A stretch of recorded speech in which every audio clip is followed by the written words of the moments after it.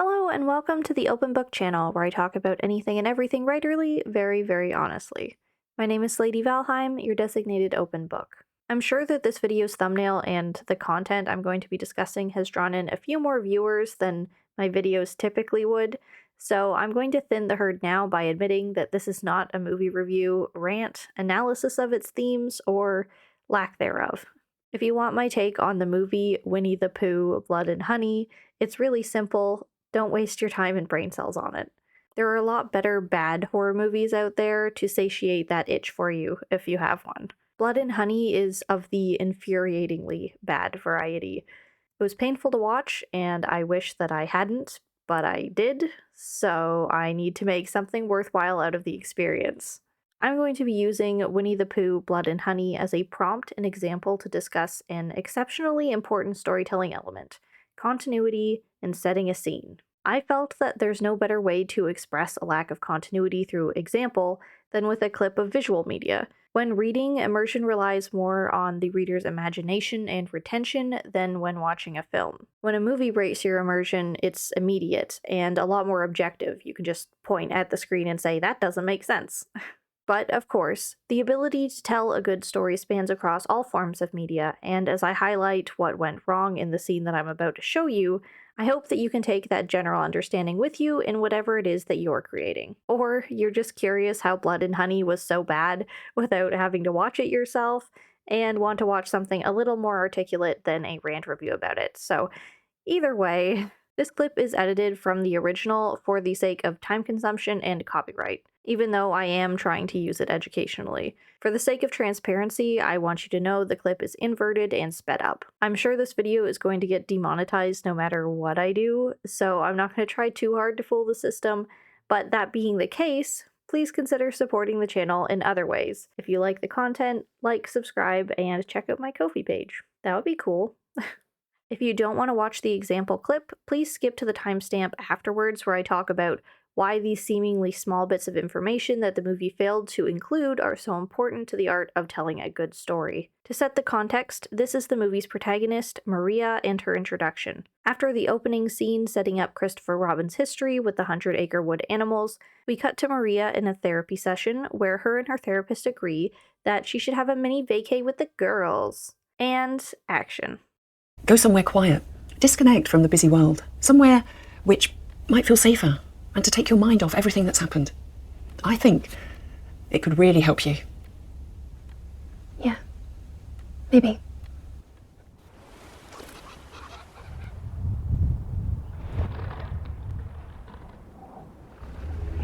Two hours? Seriously, Tina? No, I'm sorry, I'll be there.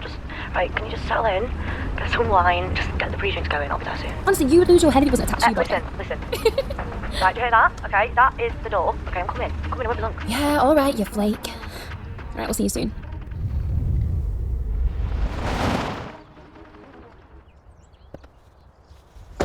Hello?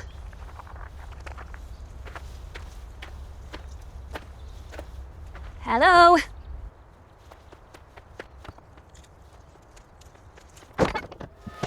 Hello? Is it okay?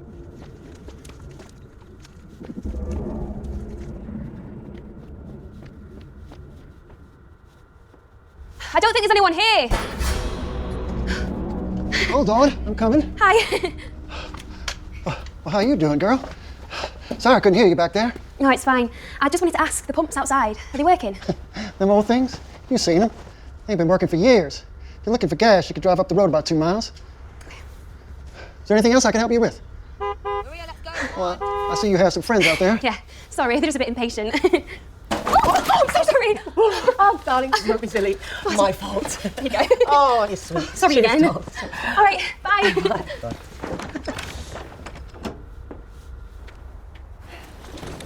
Oh, my feet hurt. So, hopefully, you watched that and were a bit jarred by the progression through the scenes. If not, I will explain what caught me up during my first viewing session, and discuss what, if anything, could have been done to make a more cohesive transition through the movie's visual storytelling. So, continuity trip up number 1. When I watched this scene with my partner, at precisely this moment here, we looked at each other and asked ourselves, who is she talking to? Maria's sudden exclamation to a presumably empty gas station was confusing because up until this point we had not seen anyone traveling with her. This also made us wonder whether the script had just been poorly translated or delivered, and this was supposed to be an extension of the classic moment that all movie characters do when wandering into an abandoned building, which is yell, "Hello, is anybody there?" But she had also already done that upon entering, so why the sudden outburst? Is she sharing this revelation with the audience? Because that'd be pretty strange. After Maria has a short conversation with the mechanic, we're given information that we were lacking at the previous moment of confusion. In the background, there's a car horn and presumably one of Maria's friends calling her to hurry up. Why was this particular instance of Blood and Honey so jarring? I've watched a lot of low-budget, poorly done movies in my day, but rarely have I been so off-put that I had to pause the movie and rewind to make sure that I hadn't missed anything, which is what I did when this scene was over. And the answer was no, I hadn't missed anything. The film just hadn't given me the information I needed to form my expectations of what was happening, and therefore was able to understand what was happening. I'm going to spell out the play-by-play so we can see what information we were given and what information we needed for this to be a cohesive sequence of events. What actually happened was, Maria decides in therapy to go on a vacation with her friends. We cut to footage of her car and hear her on a call with one of said friends who are driving separately to where they're staying. We cut to Maria pulling up to a gas station, getting out alone, and investigating the rundown building. Maria yells that there isn't anyone in the building. She is met by the mechanic, there's a honk, and her friend tells her to hurry up. The reason Maria yelling that there's no one in the building is so confusing is because up until that point, there was no indication that anyone else was in the car with her. To a viewer, it'd seem more likely that her friend on the phone, who said she was going to be late, had somehow shown up to the gas station too, even though that doesn't explain Maria's pre-knowledge and exclamation to the unknown presence. As far-fetched as that assumption is, viewers will make odd leaps in logic based on the information they have been given. All we've seen is Maria alone and hearing a phone call. I mean, does it look like there are other people in this car with her here?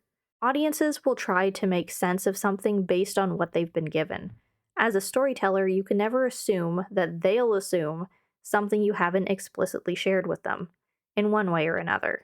There are a variety of things the film could have introduced to ease viewers into thinking Maria wasn't traveling alone, even without directly showing another actor. There could have been other voices in the car when Maria made the phone call to her friend traveling separately. The phone call itself was presented as a private call Maria made in an empty car. Secondly, Maria could have acknowledged that there were passengers in her car when she got out to investigate the gas station. This could have taken the form of her saying, "I'll be right back," or the like. So when she addresses a never seen and never assumed to have existed character just off screen, viewers aren't completely confused because they were, in multiple ways, given the impression that Maria was traveling alone. Continuity trip-up number 2 happens directly after continuity trip-up number 1 resolves. I was sitting there going, okay, so, contrary to what was presented, Maria isn't traveling alone. As a viewer, we're not happy about how that information was delivered, but we're willing to accept this as the movie's new reality. Then we awkwardly cut to not 1, not 2,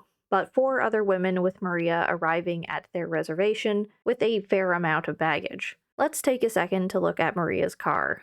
I don't know about you, but I doubt that many people and all of their luggage fit in there. Not just comfortably, but literally at all.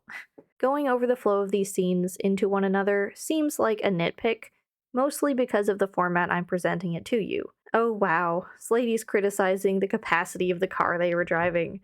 But yeah, I am. Because again, the film contradicts the information it gave its viewers, which makes for a really jarring, and at this point, getting annoying, viewing experience. More so, because the information we were given originally caused us to question and reevaluate what we were seeing once already, which should have been a simple transition of Maria making the decision to go on a trip to arriving at her destination became an evolving, incohesive journey. We started with the assumption she was driving alone, to accepting that she had a passenger, to being revealed there were way more people in the vehicle than would actually fit. A forgiving viewer might think to themselves, well, these 4 women materializing out of nowhere could be explained by several of the friends showing up in a separate vehicle. Is this the person that Maria was on the phone with? And the answer again is no. Even our most reasonable assumptions to excuse the gap in the film's information is not even correct, as we cut to said phone call person being lost somewhere else. We'll never know if some of them came in another vehicle because no vehicles are shown pulling up. We're left to assume not only that they were in Maria's car, but that they've somehow been in there the whole damn time. In situations like this, at least for me as a viewer, I start to feel like I'm losing my mind. I can't keep jumping through hoops of logic to make what I'm seeing presented to me make sense, because that makes for a terrible and strenuous viewing experience. It's not the viewer's job to deduce what's going on in a sequence of events as simple as an expositional road trip, because its purpose was to be expositional and set up the scenario for the rest of the film going forward, but it left out expressing to its viewers hugely important physical elements for that setup to even work. I picked this clip from Blood and Honey to talk about, apart from other glaringly inconsistent delivery of information throughout the movie. Not just because when I watched it, I had to pause and rewind because of how poorly it was done, but because the sequence of events is transcendent. At its base, it's about moving a character through their story, and it exemplifies just how poorly that can go because of a lack of information delivered to the consumer, be that a viewer or a reader. The diagnosis that I'm giving this whole misstep in storytelling is that this travel sequence suffered from an inability to properly set the scene. And as I've been writing and editing recently,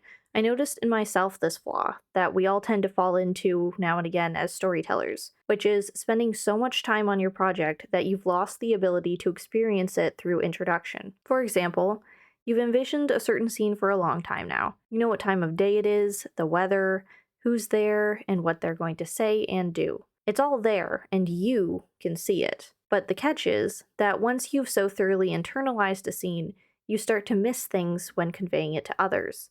Not details necessarily, like the color of the drapes on the window, but other things that you might feel are obvious or unnecessary to convey. Hence what happened in Blood and Honey. Of course Maria was in a car with other people. We don't need to show it, but you do, because a lot of things that seem non-consequential become immersion breakers. Just like you can't write a scene with two characters talking, then after a couple pages, another voice suddenly comes in from a third character standing in the corner who was apparently there the whole time. Of course, with movies and books, you have the option to make cuts, end the scene, and jump to another location or time. Inconsistencies are most apparent when physically following a character step by step, like in Maria's journey from the therapist inciting the trip to the location of the trip. But even with scene or chapter cuts, you still have to be mindful of addressing your audience's need for logical consistency. Like in our continuity example number 2, where it wasn't necessarily a problem that the character arrived where they did, it was that they arrived in a way that made the viewer question, how? How did they get there? The moral of the story is, don't lose track of what information you've shared with your audience. Making people backtrack won't just break immersion, but it'll leave people understandably confused. Regardless of how complex your story is, we can never expect whoever is consuming our content to assume things on behalf of gaps left in the story's continuity. So this was a little bit of an odd way to approach this topic, but I hope you found it kind of enjoyable, at least amusing. As always, thank you so much for watching. If you like this content, please like and subscribe, and if you want to support the channel, there's a link to my Ko-fi in the description below. A special thanks to the Open Book supporters, you're the best, and I'll see you all in the next video. Bye!